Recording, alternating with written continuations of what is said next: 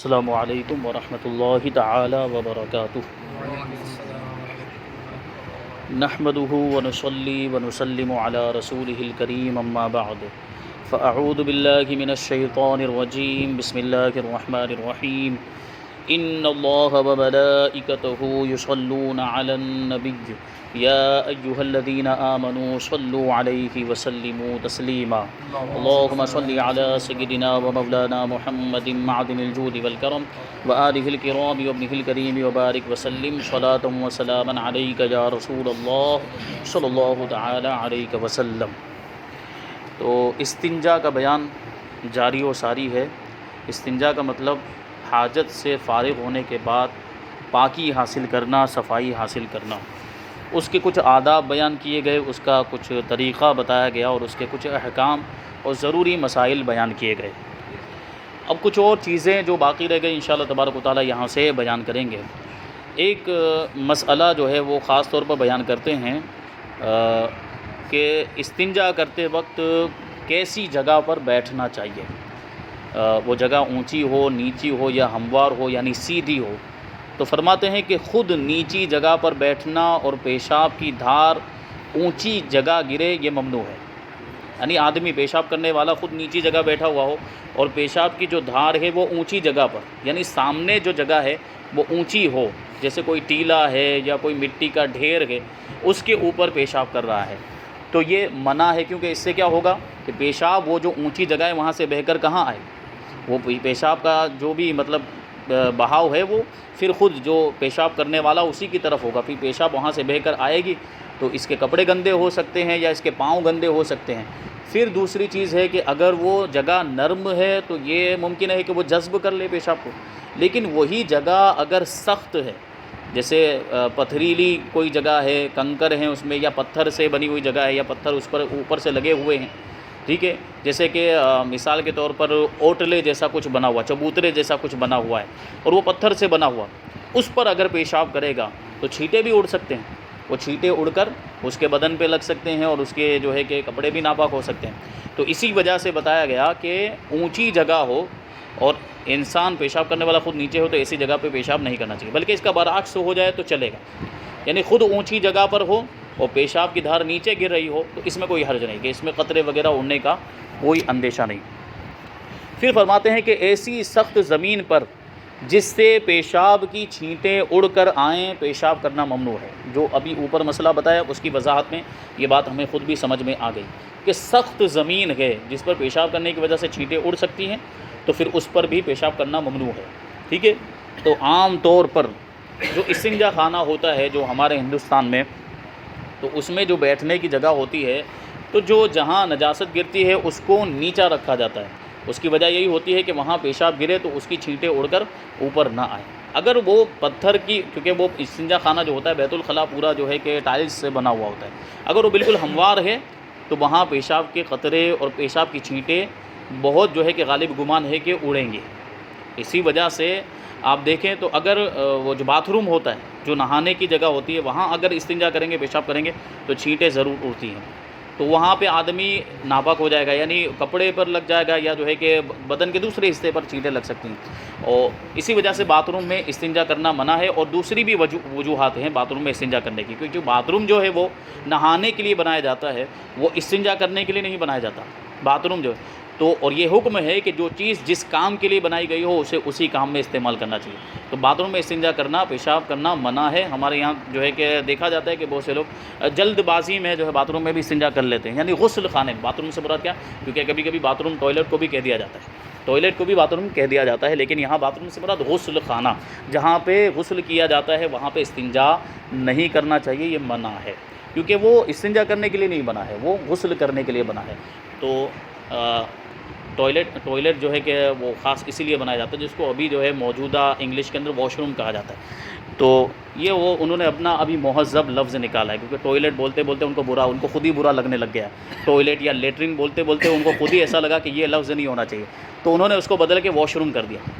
جبکہ ہمارے اسلام کو دیکھیں آپ، ہمارے جو الفاظ ہیں، ہماری جو اصطلاحات ہیں، جو اللہ کے رسول صلی اللہ علیہ وسلم کے زمانے سے جاری ہو گئی، انہیں آج تک بدلنے کی ضرورت پیش نہیں آئی۔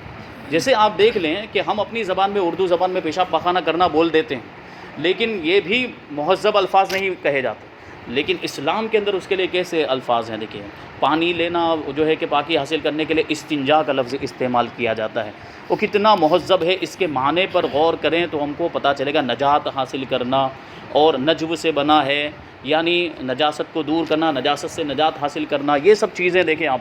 تو اسلام کتنا ہی پاکیزہ مذہب ہے، کتنا مہذب تہذیب والا مذہب ہے. اور ایک بات یہ بھی ذہن میں رہے کہ ہمیں کبھی بھی کوئی چیز بدلنے کی ضرورت نہیں پڑتی ہے. بڑا جامع اور معنی ہمارا دین، ہمارا مذہب ہے. یہ ان کو لیٹرین سے بدل کے واش روم کرنا پڑا، پھر آگے اور کچھ ہوگا، واش روم سے پرابلم ہونے لگے گی تو واش روم بدل دیں گے. تو سخت زمین پر پیشاب نہیں کرنا چاہیے جہاں سے چھینٹے اڑ کر خود بدن پر لگے. ایسی جگہ کو کورید کر نرم کر لے یا گڑھا کھود کر پیشاب کریں. یہ تو پرانے زمانے کے حساب سے کہا کہ وہ جنگلوں میں، میدانوں میں جو استنجا کرنے کے لیے جاتے تھے، تو اگر ایسی کوئی سخت جگہ ہے تو اسے کورید کر گڈھے جیسا بنا لے، گڑھا بنا لے اور اس میں استنجا کریں تاکہ وہ چھینٹے نہ اڑیں. تو یہ آداب جو ہے کہ بتائے گئے. اس کے بعد ہے آگے اور پیچھے سے پیشاب پاخانے کے سوا کوئی اور نجاست. ابھی تک جو بتا رہے تھے کہ پیشاب پاخانہ اگر مطلب نکلا ہے تو اس کے پاک کرنے کا طریقہ کیا. اگر آگے اور پیچھے کے مقام سے پیشاب پاخانے کے علاوہ کوئی اور نجاست نکلی ہے، مثلا خون نکلا یا پیپ وغیرہ کوئی اور چیز نکلی ہے، یا اس جگہ خارج سے نجاست لگ جائے. کیا مطلب ہوا کہ اندر سے نجاست نہیں نکلی، باہر سے کوئی نجاست اس مقام پہ لگ گئی جہاں سے استنجا نکلتا ہے، جہاں سے یہ کہہ لیجئے کہ پیشاب پاخانہ نکلتا ہے، وہاں یا تو اندر سے نکلی کوئی دوسری نجاست، خون یا پیپ نکلا، یا باہر سے کوئی دوسری نجاست وہاں پر لگ گئی، تو بھی ڈھیلے سے صاف کر لینے سے طہارت ہو جائے گی. ابھی تک کیا تھا کہ استنجا کیا، پیشاب پاخانہ کیا تو ڈھیلے سے پاک کرنے سے پاک ہو جائے گا.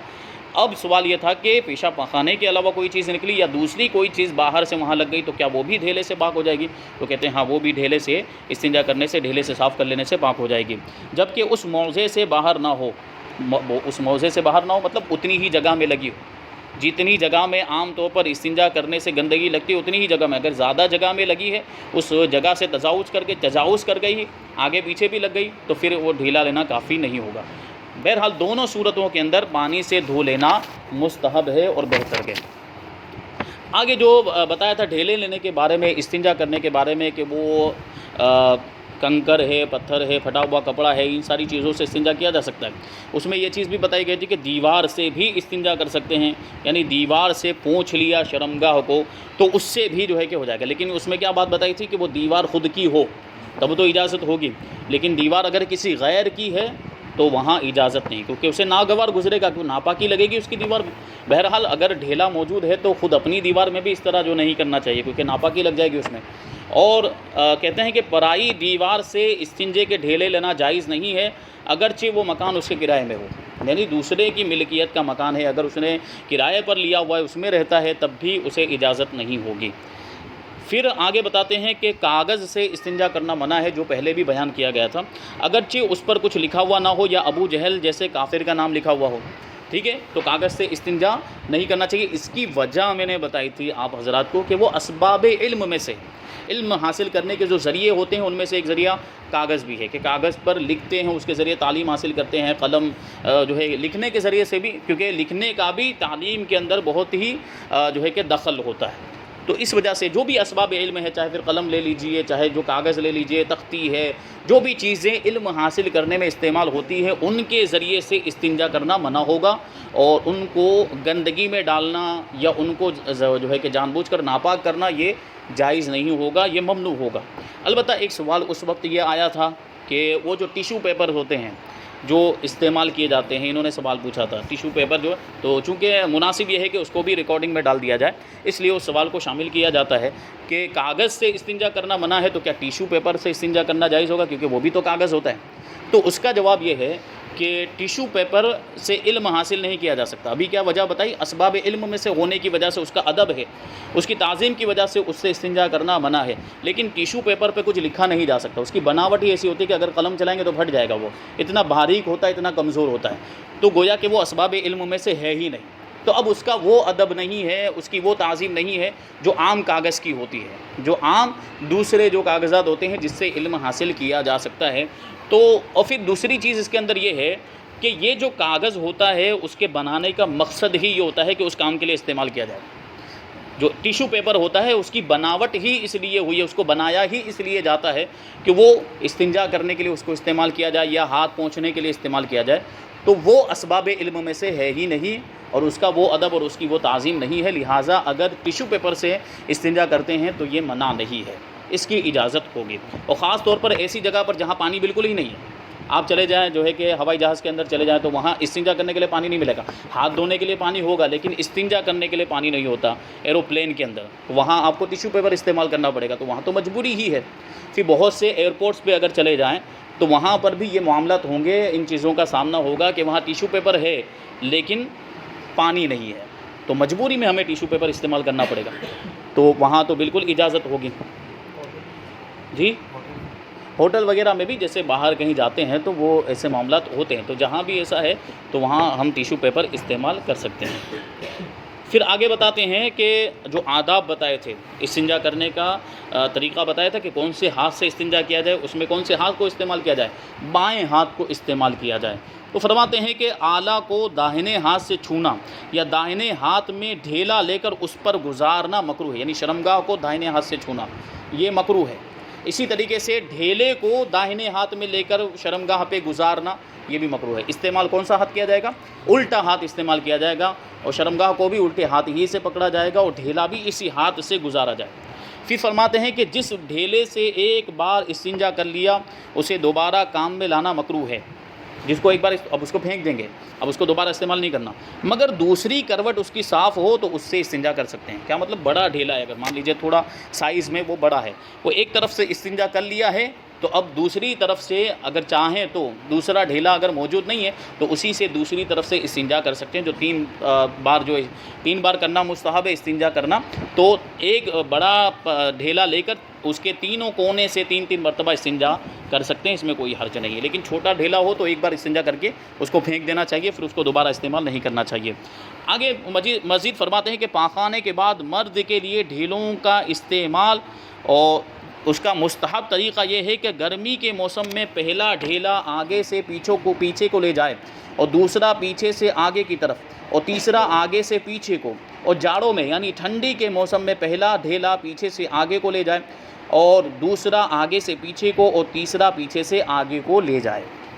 یہ موسم کے اعتبار سے الگ الگ طریقے بتائے ڈھیلا استعمال، کیونکہ 3 ڈھیلے استعمال کرنا مستحب ہے، تو اس کا طریقہ بتائیں کہ گرمی کا اگر موسم ہے تو پہلا ڈھیلا آگے سے پیچھے کی طرف لے کر جانا ہے۔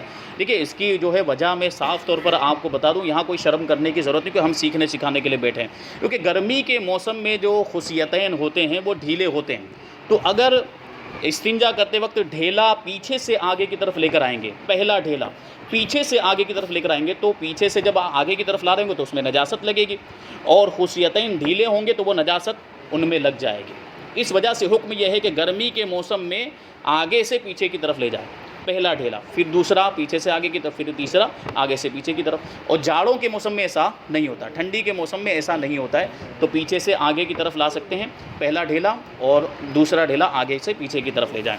تو یہ جو ہے کہ طریقہ ڈھیلے استعمال کرنے کا، لیکن چونکہ ہمارے دائر میں تو عام طور پر ڈھیلے استعمال کرتے ہی نہیں، لیکن اگر کہیں ضرورت پیش آ جائے، کہیں باہر گئے ہوئے ہیں تو یہ طریقہ آپ کو کام آئے گا۔ تو یہ تو مرد کے لیے بتایا۔ عورت ہر زمانے میں اسی طرح ڈھیلے لے جیسا گرمیوں میں مرد لیتا ہے۔ گرمیوں میں کیا بتایا تھا؟ آگے سے پہلا ڈھیلا جو ہے وہ آگے سے پیچھے کی طرف لے جائے، تو عورت کے تو وہ معاملات ہے نہیں، تو عورت کا ایک ہی طریقہ ہے دونوں موسموں کے اندر، چاہے ٹھنڈی کا موسم ہو، چاہے گرمی کا موسم، چاہے بارش کا موسم، آگے سے پیچھے کی طرف وہ پہلا ڈھیلا لے کر جائے گی۔ پھر فرماتے ہیں کہ پاک ڈھیلے داہنی جانب رکھنا اور بعد کام میں لانے کے، یعنی کام ہو جانے کے بعد بائیں طرف ڈال دینا، اس طرح پر کہ جس رخ پر نجاست لگی ہو وہ نیچے ہو، یہ مستحب۔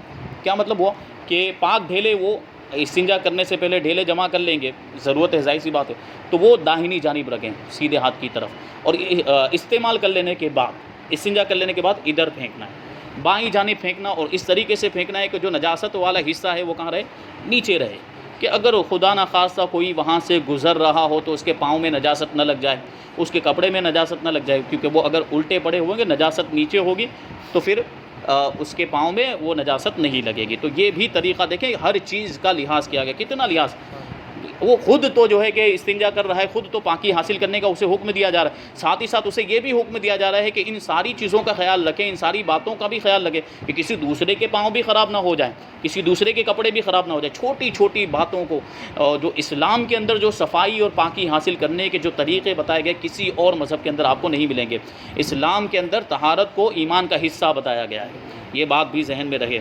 یہ کتنے پیارے طریقے دیکھیے۔ اب فرماتے ہیں ایک بہت ہی اہم چیز، جو ایک لفظ آیا تھا پچھلے درس کے اندر، استبراء کا لفظ۔ استبراء یعنی براءت حاصل کرنا، یعنی پورے طور پر پیشاب کے قطروں سے چھٹکارا حاصل کر لینا۔ جو اس کے مختلف طریقے ہوتے ہیں، وہ کون کون سے طریقے ہو سکتے ہیں اس کو یہاں پر بتائیں گے کہ استبراء کسے کہتے ہیں اور استبراء کرنے کا طریقہ کیا ہے، اس کو بتائیں گے یہاں سے کہ پیشاب کے بعد جس کو یہ احتمال ہے، یعنی جس کو شک ہے کہ کوئی قطرہ باقی رہ گیا ہے یا پھر سے قطرہ آ سکتا ہے، تو اس پر استبراء کرنا واجب ہے۔ استبراء کرنا واجب ہے کا مطلب کیا ہے؟ یعنی پیشاب کرنے کے بعد ایسا کام کرنا کہ جو قطرہ رکا ہوا ہے وہ بھی گر جائے، وہ بھی نکل جائے، اس کو استبراء کہتے ہیں۔ ٹھیک ہے، جیسے میں نے مثال دی تھی وہ پانی کے گلاس کی، کہ گلاس میں پانی بھرا ہوا ہے، اس کو جو ہے اونڈیل دیں کسی دوسرے برتن کے اندر، تو اس میں کچھ قطرے رہ ہی جاتے ہیں، یہ ہوتا ہے۔ پھر اس کو حرکت دینے سے، تھوڑا بہت ہلانے سے یا کسی اور دوسرے طریقے سے وہ قطرے بھی بعد میں نکالے جا سکتے ہیں۔ تو یہی استبراء میں بھی یہی چیز ہوتی ہے کہ جو ہے کہ پیشاب کرنے کے بعد کچھ نہ کچھ قطرے رہ جاتے ہیں، تو بہتر یہ ہے کہ وہ استبراء کیا جائے۔ اور جس کو شبہ رہتا ہے، جس کو احتمال رہتا ہے، یعنی احتمال کا مطلب یہ ہے کہ شک اور یقین کے بیچ میں معاملات رہتے ہیں، تو پھر ایسی صورت کے اندر استبراء کرنا ضروری ہو جاتا ہے۔ اس کو کہتے ہیں کہ استبراء ٹہلنے سے ہوتا ہے۔ تو پرانے زمانے میں میدان میں جاتے تھے تو وہ اپنا جو ہے کہ کپڑا سمیٹ کر ٹہلتے بھی تھے، تو وہ جو قطرے باقی رہ گئے وہ نکل جاتے۔ تو میدان میں تو یہ کیا جا سکتا ہے، لیکن ہم اگر بیت الخلاء کے اندر موجود ہیں، لیٹرین کے اندر موجود ہے، تو یہ نہیں ہو سکتا۔ ٹھیک ہے، تو ٹہلنے سے ہوتا ہے، یا زمین پر زور سے پاؤں مارنے سے بھی ہوتا ہے، تو یہ کیا جا سکتا ہے۔ زمین پر زور سے پاؤں مار رہے ہیں، ایک طرف کا پاؤں مارا، پھر اس طرف کا پاؤں مارا، تو جو قطرے ہیں وہ نکل جائیں گے۔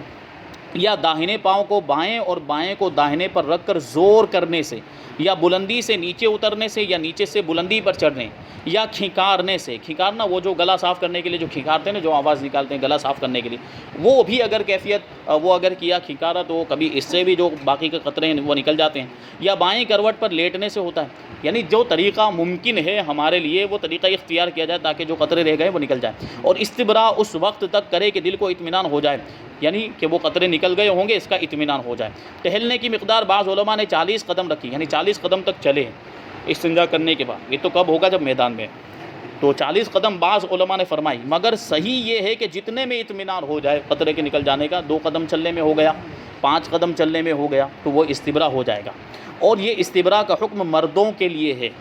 عورت بعد فارغ ہونے کے، یعنی فارغ ہونے کے بعد عورت تھوڑی دیر وقفہ کر کے طہارت کر لے، اس کے لیے استبراء کرنے کی کوئی حاجت نہیں ہے، کیونکہ دونوں میں فرق ہے، وہ ظاہر ہے، اس میں زیادہ وضاحت کرنے کی ضرورت نہیں۔ پھر فرماتے ہیں کہ پاخانے کے بعد پانی سے استنجا کا مستحب طریقہ یہ ہے کہ کشادہ ہو کر بیٹھے، یعنی تھوڑا پھیل کر بیٹھے، اور آہستہ آہستہ پانی ڈالے اور انگلیوں کے پیٹ سے دھوئے۔ انگلیوں کا پیٹ، یہ انگلیوں کا پیٹ ہے، یہ انگلیوں کی پیٹھ ہے، تو انگلیوں کے پیٹ سے دھونا ہے، انگلیوں کے پیٹ سے، انگلیوں کی پیٹھ سے نہیں دھونا، یہ بات ذہن میں رہے۔ اور فرماتے ہیں کہ انگلیوں کا سرا نہ لگے، انگلیوں کی نوک بھی نہیں لگنی چاہیے، انگلیوں کا پیٹ یہ حصہ لگنا چاہیے، اور پہلے بیچ کی انگلی رکھے۔ میں نے بتایا تھا پہلے کہ بیچ کی انگلی استعمال کریں، یہ ہے شہادت کی انگلی۔ پہلے ہاتھ تو کون سا استعمال کرنا وہ بتا دیا گیا، الٹا ہاتھ استعمال کرنا ہے۔ اور انگلی کون سی استعمال کرنی ہے؟ تو شہادت کے بازو والی جو انگلی ہے یہ استعمال کرنی ہے، یہ بیچ والی انگلی ہے۔ بیچ والی انگلی کس اعتبار سے کہ ادھر 2 انگلیاں ہیں اور ادھر 2 انگلیاں ہیں، تو اس اعتبار سے یہ بیچ والی انگلی ہے، تو اس انگلی کو استعمال کرنا۔ یہ انگلی اونچی رکھیں، اور پھر وہ جو اس سے متصل ہے کا کیا مطلب ہوا کہ اگر اسی انگلی سے کام چل جاتا ہے تو یہی کافی ہوگی، لیکن اگر زیادہ کی ضرورت ہے تو یہ متصل والی، یعنی اس کے بغل والی انگلی کو بھی استعمال کر سکتے ہیں۔ اس کے بعد چھنگلیاں اونچی رکھیں، یعنی پھر اس کے بعد اگر اور زیادہ کی ضرورت ہے تو چھنگلیاں، اس کو چھنگلیاں کہا جاتا ہے، یعنی چھوٹی انگلی، اس کو بھی استعمال کر سکتے ہیں۔ یعنی ادھر یہ انگلی استعمال نہیں کرنی، نہ ہی انگوٹھا استعمال کرنا ہے، اگر ضرورت ہے تو یہ 3 انگلیوں کا استعمال کریں۔ اور خوب مبالغے کے ساتھ دھوئے، خوب مبالغے یعنی خوب اچھی طریقے سے دھوئے کہ نجاست کا اثر بالکل ختم ہو جائے۔ 3 انگلیوں سے زیادہ سے طہارت نہ کرے، 3 انگلیاں یعنی یہ 3 انگلیاں، اور آہستہ آہستہ ملے یہاں تک کہ چکنائی جاتی رہے، نجاست کی جو چکنائی ہے وہ ختم ہو جائے، کیونکہ اصل مقصد وہی ہے۔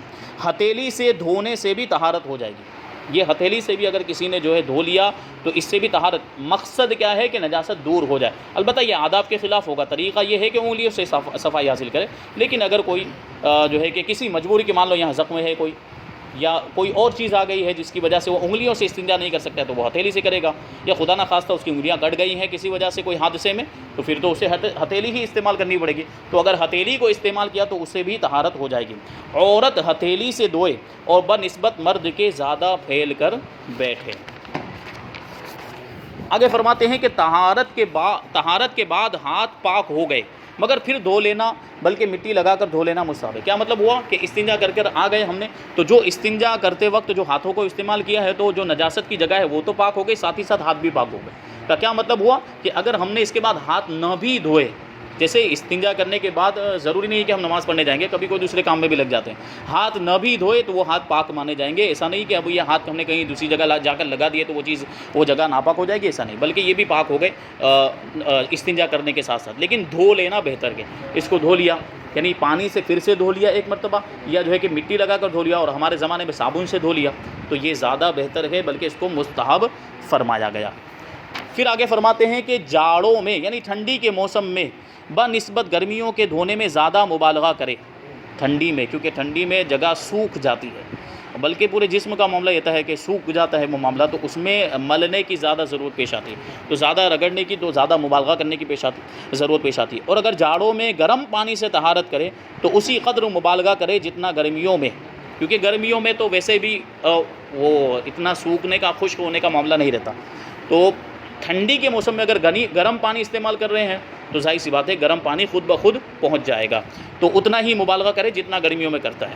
مگر گرم پانی سے طہارت حاصل کرنے میں اتنا ثواب نہیں جتنا سرد پانی یعنی ٹھنڈے پانی سے ثواب ملتا ہے، کیونکہ ٹھنڈی ہونے کے باوجود بھی پاکی حاصل کرنے کے لیے ٹھنڈا پانی استعمال کریں تو اللہ تبارک و تعالیٰ اس پر ثواب عطا فرماتا ہے، کیونکہ طہارت حاصل کرنے کا حکم کس نے دیا؟ اللہ تبارک و تعالیٰ نے حکم دیا ہے۔ اللہ کے حکم پر عمل کرتے ہوئے اور اس کے حکم کی تعمیل کرتے ہوئے اس کا بھی لحاظ نہ کرے کہ ٹھنڈا پانی ہے تو اس کی وجہ سے جو ہے کہ ٹھنڈک محسوس ہوگی، اس کے باوجود بھی ٹھنڈے پانی سے جو ہے کہ طہارت حاصل کرے تو اس کو اللہ تبارک و تعالیٰ ثواب عطا فرماتا ہے۔ اور مرض کا بھی احتمال ہے، یعنی گرم پانی استعمال کرنے میں مرض کا بھی احتمال ہے، اس لیے ٹھنڈا پانی استعمال کریں۔ روزے کے دنوں میں نہ زیادہ پھیل کر بیٹھے نہ مبالغہ کرے، روزہ رکھا ہوا ہے تو اس میں زیادہ مبالغہ بھی نہیں کرنا اور زیادہ پھیل کر بھی نہیں بیٹھنا، کیونکہ اس میں معاملہ یہ ہے کہ مبالغے کے ساتھ اگر استنجا کریں گے اور پانی اندر کی طرف چڑھ گیا اور اتنی جگہ تک پہنچ گیا جہاں پچھنے لگواتے وقت جو ہے کہ اس کا آلہ رکھا جاتا ہے وہاں تک پانی پہنچ گیا، یعنی تقریباً 1-1.5 انچ تک اندر پانی پہنچ گیا تو روزہ ٹوٹ جائے گا۔ تو اسی وجہ سے اس کا خیال رکھنا ہے روزے کی حالت میں کہ زیادہ مبالغہ نہ کریں اور زیادہ کشادہ ہو کر نہ بیٹھیں۔ مرد لنجا ہو کا مطلب کیا ہے؟ جس کو ہماری زبان میں لولا کہتے ہیں، جس کا ایک ہاتھ بیکار ہو گیا ہو تو اس کی بیوی اس کو استنجا کرائے گی۔ مرد اگر جس کا ہاتھ بیکار ہو گیا ہے، لنجا ہے، تو اس کی بیوی استنجا کرائے گی، اور عورت ایسی ہو تو اس کا شوہر استنجا کرائے گا، اور بیوی نہ ہو یا عورت کا شوہر نہ ہو تو کسی اور رشتہ دار مثلاً بیٹا بیٹی بھائی بہن سے استنجا نہیں کرا سکتے، بلکہ کیا ہے؟ معاف ہے، ایسی صورت میں معاف ہے۔ کیا مطلب ہوا کہ شوہر کا معاملہ یہ ہے کہ ہاتھ جو ہے کہ اس کا بیکار ہو گیا، یا بیوی کا معاملہ ایسا ہے کہ ہاتھ بیکار ہو گیا، اب بیوی شوہر کی بیوی نہیں ہے یا بیوی کا شوہر نہیں ہے جو اس کو استنجا کرا سکے، تو ایسی صورت میں دوسرے رشتہ داروں سے استنجا کروانے کی اجازت نہیں ہے، بلکہ ایسی صورت میں استنجا معاف ہے۔ آگے بہت ہی اہم مسئلہ بتا رہے ہیں کہ زمزم شریف سے استنجا کرنا مکروہ ہے اور ڈھیلا نہ لیا ہو تو ناجائز ہے، کیونکہ زمزم بڑا مقدس پانی ہے، پاکیزہ پانی ہے، جس میں اللہ تبارک و تعالیٰ نے شفا رکھی، اس میں برکت رکھی ہے، تو اس پانی کو اس کام کے لیے استعمال کرنا جائز نہیں ہوگا۔ یعنی اگر ہم نے پہلے ڈھیلا لے لیا ہے تو مکروہ ہے، اگر ڈھیلا نہیں لیا ہے تو پھر ناجائز ہے، کیونکہ ڈھیلا لینے سے کچھ نجاست دور ہو جاتی ہے۔ اب اگر پانی آب زمزم استعمال کریں گے تو اتنا آلودہ نہیں ہوگا، لیکن اگر ڈھیلا نہیں لیا ہے اور آب زمزم کا استعمال کر رہے ہیں تو ڈائریکٹ نجاست کے اوپر وہ پانی لگے گا، اس وجہ سے ڈھیلا نہ لیا ہو تو اس کا استعمال یعنی آب زمزم کا استعمال یہ ناجائز ہوگا۔ وضو کے بقیہ پانی سے طہارت کرنا خلاف اولا ہے، وضو کیا، وضو کر لینے کے بعد جو پانی بچا ہوا تھا اس پانی سے استنجا کرنا بھی خلاف، کیونکہ دونوں پانی کا بڑا ادب ہے، دونوں پانی کی بڑی تعظیم آئی۔ ان دونوں پانی کے بارے میں بتایا گیا ہے کہ آب زمزم، صرف 2 پانی ایسے ہیں جن کے بارے میں بتایا گیا کہ کھڑے ہو کر پینا چاہیے، آب زمزم اور وضو کا بچا ہوا پانی۔ اب بچے ہوئے پانی سے مراد یہ نہیں کہ جو اعضاء سے گرا ہے وہ پانی نہیں، وضو کر رہے تھے کسی برتن کے اندر، اس برتن میں وضو کرنے کے بعد پانی تھوڑا بچا ہوا رہ گیا، تو ان 2 پانی کے بارے میں حکم ہے کہ ان کو کھڑے ہو کر پیا جائے گا، اور یہ حکم اسی وجہ سے ہے کہ یہ بڑے معزز پانی ہے، تعظیم ان کی ہے اور ان کا ادب ہے، ان کے ادب کی وجہ سے ان دونوں پانی کو کھڑے ہو کر پینے کا حکم دیا گیا۔ آب زمزم کیسے پیتے ہیں؟ قبلے کی طرف منہ کر کے جو ہے کہ کھڑے ہو کر پیتا۔ اب اس میں ایک طریقہ جو ہے رائج ہو گیا ٹوپی اتار کر پیتے ہیں، یہ غلط ہے۔ وہ تو احرام والا ہوگا جس کو سر چھپانے کی اجازت نہیں، جو احرام کی حالت میں ہے تو وہ تو سر کھلا ہی ہوگا ویسے ہی، لیکن جو احرام کی حالت میں نہیں ہے، جو ہندوستان میں موجود ہے، اسے ٹوپی اتارنے کی ضرورت نہیں ہے، یہ غلط مشہور ہو گیا ہے، ٹوپی پہنے ہوئے ہی پئیں گے۔ ہاں یہ ہے کہ قبلے کی طرف منہ کر کے پینا اور کھڑے ہو کر پینا، یہ اس کے آداب میں سے ہے۔ پھر فرماتے ہیں کہ طہارت کے بچے ہوئے پانی سے وضو کر سکتے ہیں۔ بعض لوگ جو اس کو پھینک دیتے ہیں، یہ نہ چاہیے، یہ اسراف میں داخل یعنی فضول خرچی میں۔ کیا مطلب ہوا کہ وضو کے بچے ہوئے پانی سے طہارت خلاف ادب ہے، لیکن جو طہارت کا بچا ہوا پانی ہے یعنی استنجا کرنے کے بعد جو بچا ہوا پانی ہوگا اس سے وضو کر سکتے ہیں، اس میں کوئی حرج نہیں ہے۔ اللہ تبارک و تعالی ہم سب کو عمل کی توفیق عطا فرمائے۔ یہاں پر استنجا کا بیان مکمل ہوا، اب انشاءاللہ تبارک و تعالی حیض و نفاس کا بیان۔ اللہ تبارک و تعالی ہم سب کو صحیح سمجھنے کی توفیق عطا فرمائے، جو کچھ بیان ہو اس پر عمل کرنے اور دوسروں تک پہنچانے کی توفیق عطا فرمائے۔ وما علینا الا البلاغ۔ السلام علیکم۔